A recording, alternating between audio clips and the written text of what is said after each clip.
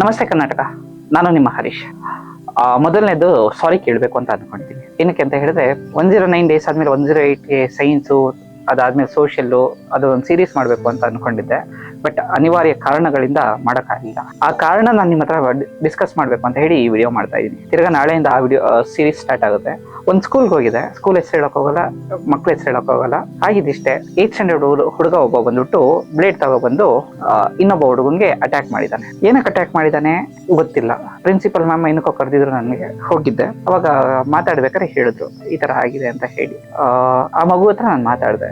ನಮ್ಮ ಮನೇಲಿ ನಮ್ಮ ತಂದೆನೂ ಮಾಡ್ತಾರೆ, ಅದಕ್ಕೇನೆ ಅದೇನ್ ತಪ್ಪಿಲ್ವಲ್ಲ ಸರ್ ಅಂತ ಹೇಳಿ. ಅಂದ್ರೆ ಮಕ್ಕಳಲ್ಲಿ ಟ್ರಾಮಾ ಯಾವ ಲೆವೆಲ್ ಕ್ರಿಯೇಟ್ ಆಗ್ತಾ ಇದೆ, ಒಬ್ಬ ತಂದೆ ತಾಯಿ ಮಾಡೋದನ್ನೇ ಮಕ್ಕಳು ರೆಪ್ಲಿಕೇಟ್ ಮಾಡ್ತಾರೆ, ಅಥವಾ ಸ್ಕೂಲಲ್ಲಿ ಟೀಚರ್ಸ್ ಮಾಡೋದನ್ನೇ ರೆಪ್ಲಿಕೇಟ್ ಮಾಡ್ತಾರೆ, ಅಥವಾ ಫಿಲಮ್ ಸ್ಕ್ರೀನ್ಸ್ ಮೇಲೆ ಏನೋ ಹೀರೋಸ್ ಹೀರೋಯಿನ್ಸ್ ಏನ್ ಮಾಡ್ತಾರೋ ಅದೇ ರೆಪ್ಲಿಕೇಟ್ ಮಾಡ್ತಾರೆ. ಈ ರೆಪ್ಲಿಕೇಶನ್ ಲೆವೆಲ್ ಜಾಸ್ತಿ ಆಗ್ತಾ ಇದೆ. ಇನ್ನೊಂದು ಸ್ಕೂಲ್ಗೆ ಹೋಗಿದೆ. ಆ ಸ್ಕೂಲಲ್ಲಿ ಏನ್ ಹೇಳಿದ್ರು ಅಂತ ಹೇಳಿದ್ರೆ, ಈ ಮಗು ಬಂದ್ಬಿಟ್ಟು ಏನು ಬೆಳಿಗ್ಗೆ ಅಮ್ಮ ಬೆಳಿಗ್ಗೆ ತಿಂಡಿ ಮತ್ತೆ ಮಧ್ಯಾಹ್ನ ಊಟನ ಬಾಕ್ಸ್ ಹಾಕೊಡ್ತಾರೆ, ಕ್ಲಾಸಸ್ಗೆ ಬರಲ್ಲ, ಪಾರ್ಕಲ್ಲಿ ಹೋಗ್ತಾನೆ, ಪಾರ್ಕಲ್ಲಿ ಇನ್ನೊಬ್ಬನ ಜೊತೆ ಕೂತ್ಕೊಂಡಿರ್ತಾನೆ, ಬೆಳಗ್ಗೆ ಸಂಜೆವರೆಗೂ ಕೂತಿರ್ತಾನೆ, ತಿರ್ಗಿ ವಾಪಸ್ ಮನೆಗೆ ಹೋಗ್ತಾನೆ.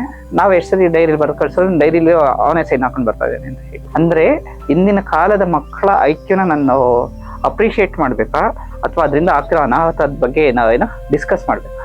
ಇದನ್ನ ನಮ್ಮ ಸೈಕಾಲಜಿಸ್ಟ್ ಅಮೃತ ಮ್ಯಾಮ್ ಹತ್ರ ಮಾತಾಡ್ತಿದ್ದೆ. ಅದಕ್ಕೆ ಹೇಳ್ತಾ ಇದ್ರು, ಸರ್ ಇವತ್ತಿನ ಕಾಲದ ಮಕ್ಕಳಲ್ಲಿ ಏನಾಗಿದೆ ಅಂತ ಹೇಳಿದ್ರೆ, ಪ್ರತಿಯೊಂದು ಮಗು ಅದನ್ನು ಮೆಂಟಲ್ ಟ್ರಾಮಾಸ್ ತುಂಬಾ ಅಂದ್ರೆ ತುಂಬಾ ಹೈ ಲೆವೆಲ್ ಅಲ್ಲಿ ಇದೆ ಅಂತ ಹೇಳಿ. ಅಂದ್ರೆ ಫಾರ್ ಎಕ್ಸಾಂಪಲ್, ನಾನ್ ಚಿಕ್ಕ ಹುಡುಗ ಆಗಿದ್ದಾಗ ನಮ್ಮ ಅಣ್ಣ ಏನಾದ್ರು ಬೈದ್ರೆ I used to take time. ಅಣ್ಣ ಬೈದಿದ್ದಾರೆ, ಏನೋ ಹೇಳಿದ್ದಾರೆ, ಅದನ್ನ ಸರಿ ಮಾಡ್ಕೋಬೇಕು ಅಂತ ಹೇಳಿ. ಬಟ್ ಇವತ್ತು ಹಂಗಿಲ್ಲ. ನೀನ್ ಯಾರು ಮಗುಗೆ ಏನಾರು ಅಂದ್ರೆ ಇವತ್ತು ನನ್ನ ಜೊತೆ ಮಾತಾಡ್ಬಿಟ್ಟೆ, ಐ ಮೀನ್ ಡಿಪ್ರೆಷನ್.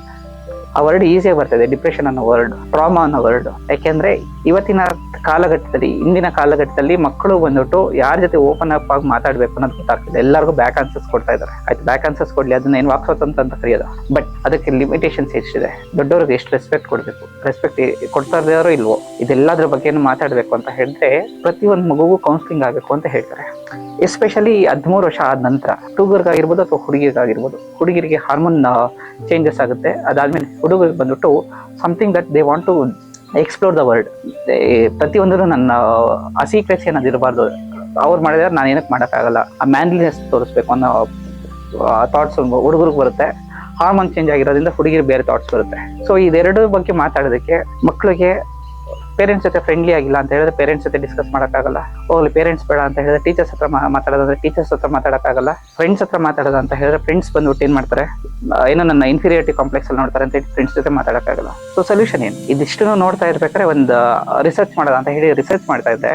13ರಿಂದ 16 ವರ್ಷದ ಮಕ್ಕಳು ಪ್ರತಿ ವರ್ಷ ಕರ್ನಾಟಕದಲ್ಲಿ 380 ಜನ ಸೂಸೈಡ್ ಮಾಡ್ಕೊಂತ ಇದ್ದಾರೆ. ಅವ್ರು ಏನ್ ಪ್ರಾಬ್ಲಮ್ಸ್ ಇರಲ್ಲ ಅಂತ ಅನ್ಕೊಂಡಿರ್ತೀವಿ, ಬಟ್ ಆ ಪ್ರಾಬ್ಲಮ್ಸ್ ಇರುತ್ತೆ. ಸೊ ಹೀಗಾಗಿ ಜ್ಞಾನ ಸೇವಾ ಎಜುಕೇಶನ್ ಟ್ರಸ್ಟ್ ಏನ್ ಮಾಡ್ತಾ ಇದೆ ಅಂತ ಹೇಳಿದ್ರೆ, 13 ವರ್ಷದಿಂದ 16 ವರ್ಷದ ಮಕ್ಕಳಿಗೆ ಯಾರಿಗಾದ್ರೂ ಏನಾದ್ರು ಪ್ರಾಬ್ಲಮ್ಸ್ ಇದ್ರೆ ನಮ್ಮ ವೆಬ್ಸೈಟ್ ಅಲ್ಲಿ ಬಂದು ಫ್ರೀ ಎನ್ರೋಲ್ಮೆಂಟ್ ಮಾಡ್ಕೊಳ್ಳಿ. ನುರಿತ ತಜ್ಞರಾದಂತಹ ಅಮೃತ ಹಾಗೂ ಅವರ ಟೀಮ್ ಕಡೆಯಿಂದ ಫ್ರೀ ಕೌನ್ಸಿಲಿಂಗ್ ಸೆಷನ್ಸ್ ನ ಕೊಡ್ತೀವಿ ಆನ್ಲೈನ್ ಅಲ್ಲಿ. ಇದ್ರಲ್ಲಿ ನೀವು ನಿಮ್ಮ ಮುಖ ತೋರಿಸೋ ಅವಶ್ಯಕತೆ ಇಲ್ಲ, ನಿಮ್ಮ ಹೆಸರು ಹೇಳೋ ಅವಶ್ಯಕತೆ ಇಲ್ಲ, ನಿಮ್ಮ ಫೋನ್ ನಂಬರ್ ಕೊಡೋ ಅವಶ್ಯಕತೆ ಇಲ್ಲ, ಮತ್ತೊಂದು ಏನು ಇಲ್ಲ.